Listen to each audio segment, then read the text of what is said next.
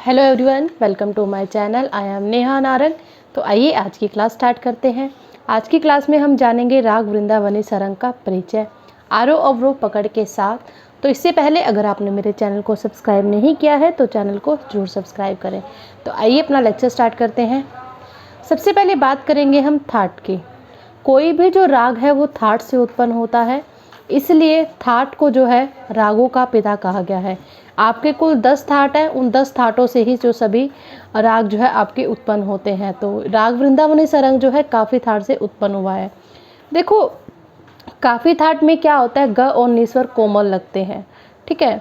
लेकिन इस राग में क्या है, ग स्वर वर्जित है, मतलब ग स्वर का प्रयोग नहीं किया जा रहा। तो आपका नी रह गया, तो इसका मतलब कि आपका नी स्वर कोमल लगेगा और बाकी सभी स्वर आपके शुद्ध रहेंगे। अब बात करते हैं स्वर की। इस राग में दोनों ही नी स्वर का प्रयोग होता है। दोनों नी कौन से होते हैं, शुद्ध नी और कोमल नी। आरोह में जो है आपका शुद्ध नी का प्रयोग होगा और अवरोह में जो है कोमल नी का प्रयोग होगा।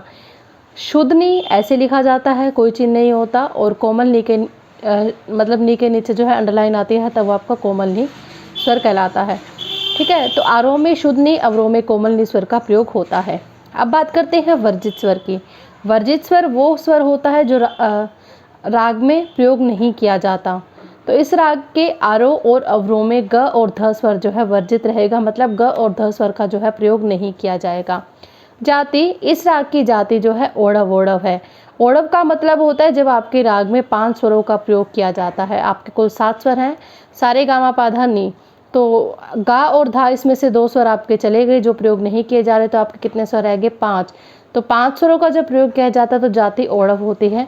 अगर यही 6 स्वरों का प्रयोग हो रहा होता तो जाति षाढ़व होती। यही 7 स्वरों का प्रयोग हो रहा था, सभी स्वरों का प्रयोग हो रहा था, तो जाति संपूर्ण होती। और वादी स्वर की बात करते हैं। इस राग का वादी स्वर रे है। वादी स्वर वो होता है जो राग में सबसे ज़्यादा बार प्रयोग किया जाता है। तो इस राग का वादी स्वर जो है वो रे है। संवादी स्वर, इस राग का संवादी स्वर प है। संवादी स्वर वो होता है जो वादी से तो कम लेकिन अन्य स्वरों से ज़्यादा बार प्रयोग किया जाता है। तो इस राग का संवादी स्वर प है। अंग जो है आपका हमेशा वादी स्वर से ही निर्धारित होता है। जो अंग है आपके 2 प्रकार के होते हैं, पूर्वांग और उत्तरांग।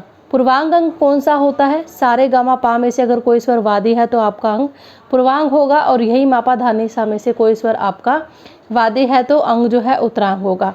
पूर्वांग और उत्तरांग का मतलब होता है जिन स्वरों का राग में सबसे ज़्यादा बार प्रयोग किया जा रहा है। पूर्वांग के स्वरों का ज़्यादा बार प्रयोग किया जा रहा है तो आपका अंग पूर्वांग वादी, ठीक है। तो रे स्वर वादी है तो इस कारण से अंग भी कौन सा होगा, आपका पूर्वांग वादी। गायन वादन समय, इसका गाने का समय मध्याह्न काल है, मतलब दिन में गाया जाता है।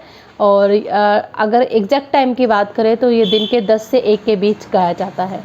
प्रकृति, यह शांत प्रकृति का राग है। इसमें छोटे बड़े ख्याल, ध्रुपद, धमार, तराना, विलंबित गत, द्रुत गत आदि ये सभी गाई बजाई जाती है, किंतु ठुमरी जो है इस राग में नहीं गाई जाती। संप्राकृतिक राग वो होता है जो मिलता जुलता राग होता है। आपके राग वृंदावनी सरंग से मिलता जुलता राग है सुर मल्हार। और संप्राकृतिक यानी कि जिसकी प्रकृति समान हो। न्यास के स्वर सारे व प। न्यास के स्वर वो होते हैं जिन स्वरों पर ठहराव किया जाता है। अब बात करते हैं मतभेद। कुछ विद्वान इसे खमास थाट का राग मानते हैं। खमास थाट में क्या होता है कि नी स्वर जो है कोमल लगता है, और आपने भी देखा कि इस राग में भी जो है आपका नी स्वर जो है कोमल लग रहा है, ठीक है। तो किंतु लेखक के अनुसार इसे काफ़ी थाट से ही मानना उचित होगा, ठीक है।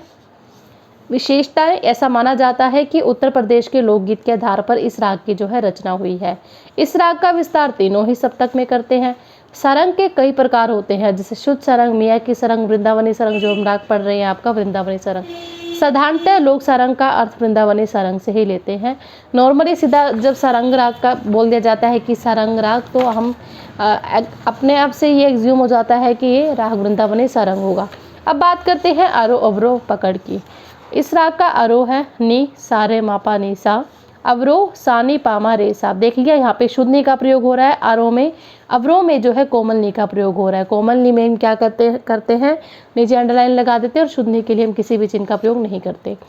पकड़ नी सा रे मा रे, ये ऊपर मींड बनाई हुई है, माँ और रे स्वर की मींड ली जाएगी, पा मा रे सा। ये आपकी राग की आरोह अवरोह पकड़ है।